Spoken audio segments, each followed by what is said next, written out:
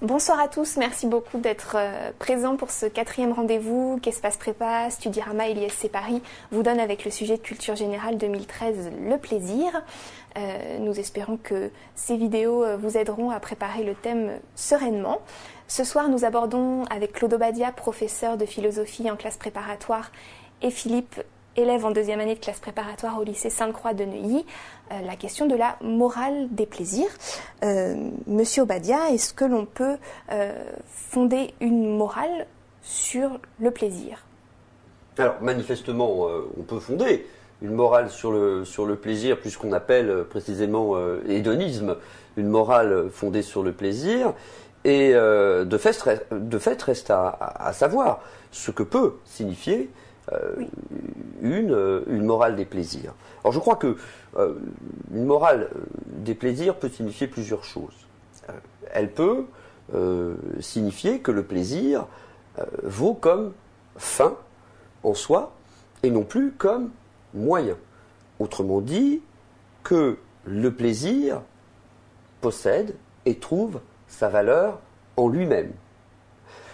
On peut donc dire ici qu'une morale des plaisirs signifie une absolutisation de la valeur du plaisir. Une morale des plaisirs, ou une morale du plaisir, signifie donc de fait que le plaisir peut constituer une règle de vie, que le plaisir peut constituer un idéal de sagesse. Bref, in fine, que les plaisirs nous permettent d'accéder à la vie heureuse. Alors, est-ce que si on définit ainsi une morale des plaisirs, est-ce que la morale d'Épicure est compatible avec une telle morale des plaisirs? Je crois que non. Je crois que non parce que, pour deux raisons en fait. Premièrement, pour Épicure, il ne s'agit pas de varier les plaisirs. Il ne s'agit pas de vouloir toujours davantage de plaisir. Pour Épicure, le plaisir est ici un état, en effet, d'équilibre. C'est l'état de la sérénité, de la tranquillité. Il y a à cela aussi une deuxième raison. Deuxième raison, donc, pour laquelle, si on définit une morale des plaisirs comme une morale de l'absolutisation du plaisir, alors l'épicurisme ne s'inscrit pas dans une telle morale des plaisirs. Quelle est cette deuxième raison? C'est très simple. C'est que, pour Épicure, quand le plaisir admet pour conséquence un désagrément ou une souffrance qui le dépasse en intensité, alors il faut y renoncer. Si le plaisir de déguster de la crème glacée doit entraîner une crise de foie ou une indigestion, alors le plaisir de la consommation de la crème glacée doit être mis en perspective, il doit être l'objet d'une discipline, nous devons le discipliner, précisément parce que il faut considérer avec Épicure que notre salut est dans cet état d'équilibre que ne nous permettra pas d'atteindre, doux euphémisme, l'indigestion.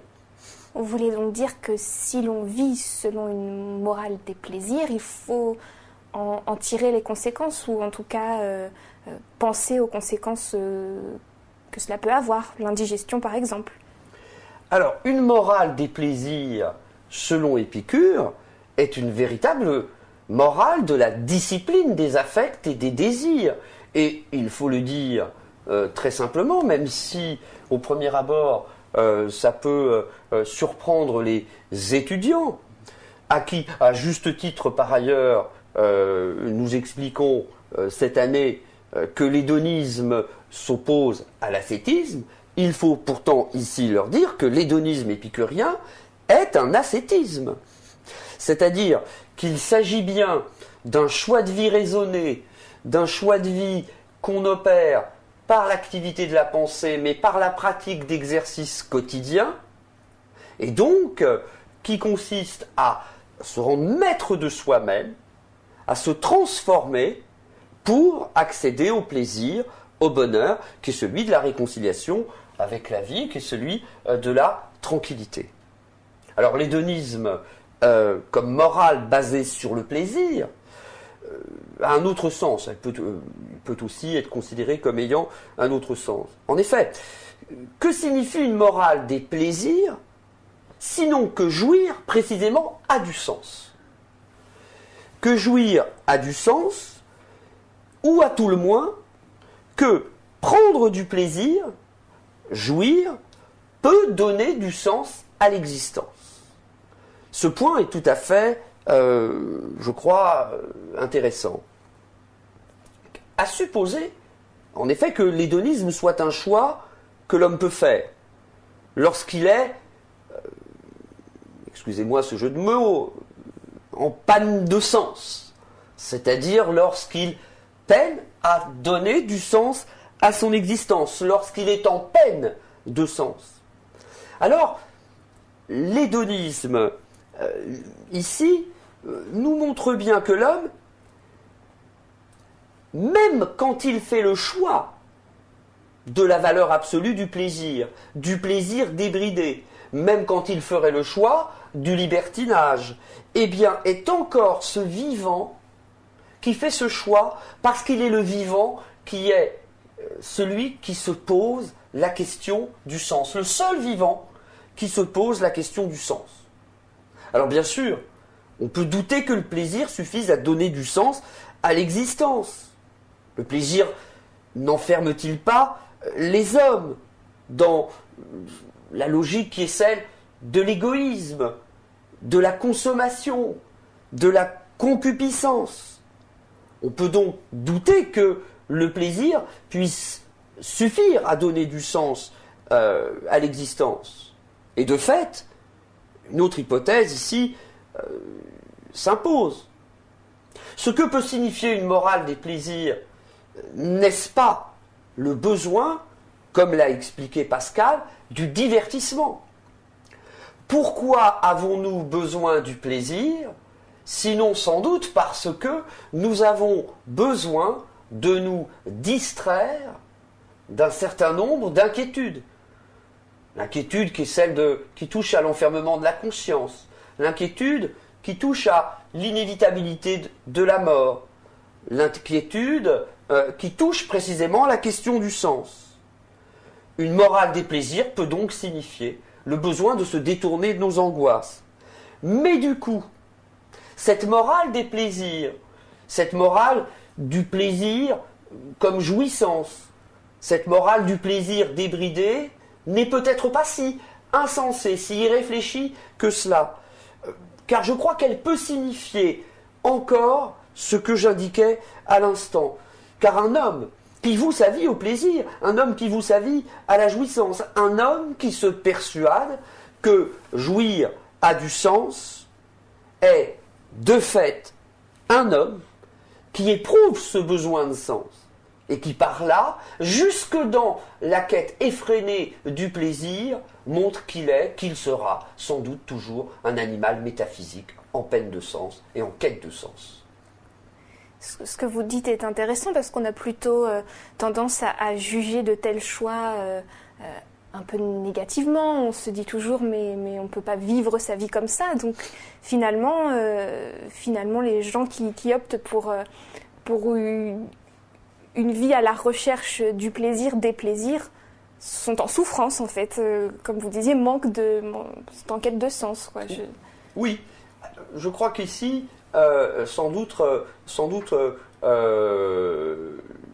qu'il faut préciser l'analyse. Je ne crois pas que le plaisir puisse donner du sens à mon existence. Je ne crois pas que je puisse fonder le sens de mon existence, au milieu de mes semblables, dans le plaisir. Donc je ne crois pas que l'hédoniste qui fonde le sens de son existence dans la recherche effréné et sans fin du plaisir soit dans le vrai. Je crois qu'il est dans l'illusion. Mais en revanche, je crois que celui qui place, comment dire, l'idéal de sagesse dans le plaisir, celui qui poursuit la recherche du plaisir, est encore un homme en quête de sens. C'est un homme en quête de sens, c'est un animal métaphysique qui, selon moi, se trompe de chemin. Mais je suis tout à fait ici conscient, et je crois que les étudiants doivent être tout à fait conscients aussi, que pour autant qu'on puisse être convaincu qu'ici, placer l'idéal de sa vie dans le plaisir soit une illusion, il n'est peut-être pas tout à fait insensé de l'imaginer. Nous touchons là une question qui est une question complexe. Philippe, est-ce que vous avez des remarques ou une question peut-être par rapport à ce choix de vie selon une morale des plaisirs Oui, j'aimerais tout d'abord poser la question de savoir si la nature du plaisir influe dans cette morale, joue un rôle, et aussi de savoir s'il y a différentes intensités, et dans ces cas-là, est-ce que quelqu'un qui aurait des plaisirs pervers aurait le même plaisir ou aurait le même degré de moralité que quelqu'un qui trouverait des jouissances dans des plaisirs intellectuels ou autres? Alors, il y a plusieurs questions dans votre question, Philippe. Je vais tâcher de vous répondre brièvement, au moins sur deux questions que je crois avoir identifiées. D'abord, effectivement, on a coutume d'établir souvent des hiérarchies des plaisirs. Il faut d'ailleurs rappeler que, pour autant que l'épicurien d'aujourd'hui ne jure que par le plaisir de la chair, que par le plaisir du corps, Épicure, lui, a affirmé que les plaisirs du corps ne peuvent pas égaler en intensité les plaisirs de l'âme. Il dit, je crois explicitement dans la lettre à Ménécée. Ça, c'est une première chose. La deuxième question que vous touchez, que vous posez, c'est la question de savoir s'il y a des plaisirs qui sont dignes ou des plaisirs qui ne le seraient pas. Des plaisirs légitimes, des plaisirs qui ne le seraient pas. Des plaisirs naturels et des plaisirs qui ne le seraient pas. Alors, on peut, avec Épicure, répondre à votre question que oui, il y a des plaisirs qui sont naturels parce qu'ils touchent à la nature physiologique de l'homme, et qu'il y a des plaisirs qui sont vains parce qu'ils touchent à ce qu'il y a, je dirais, de plus superficiel, vaniteux en l'homme. C'est le désir du pouvoir, le désir d'argent, le plaisir de la reconnaissance et du pouvoir. Mais on peut répondre autre chose.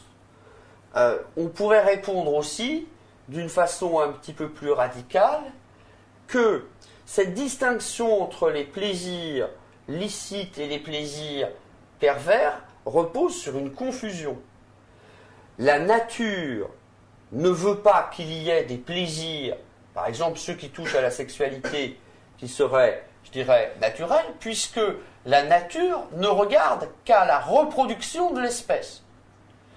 Donc il ne faut pas tomber dans le piège moraliste qui consiste, si vous voulez, à affirmer qu'il y a des plaisirs moralement acceptables et d'autres qui ne le sont pas, puisque vous avez introduit la catégorie, la notion de la perversité, puisque la sexualité, dans son ensemble, est perversion, c'est-à-dire détournement au sens étymologique d'une fonction qui est une fonction naturelle, qui ne s'intéresse en rien et qui ne touche en rien au plaisir, puisqu'elle ne vise que la reproduction de l'espèce. Donc là, vous avez évoqué un point qui est tout à fait intéressant, à savoir que les sociétés humaines s'emparent de la question du plaisir à des fins qui sont des fins politiques, sociétales, et qui consistent précisément à ordonner la société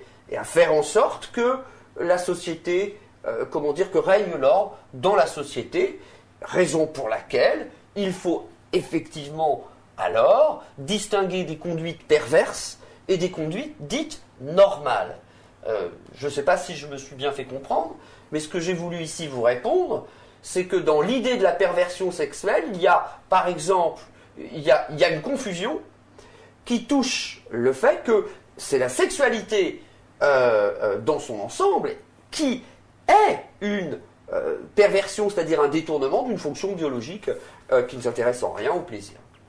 Merci à tous de nous avoir suivis. Il me reste à vous rappeler 2 choses importantes pour la révision de votre sujet de culture générale 2013. La première, allez faire un tour sur le site de l'ISC Paris pour y retrouver toutes les vidéos des séminaires de culture générale proposés par l'école sur le thème. Et la seconde, lisez le florilège qui a été publié par l'école, florilège de culture générale, très intéressant également pour la révision du sujet. Merci beaucoup et rendez-vous le mois prochain.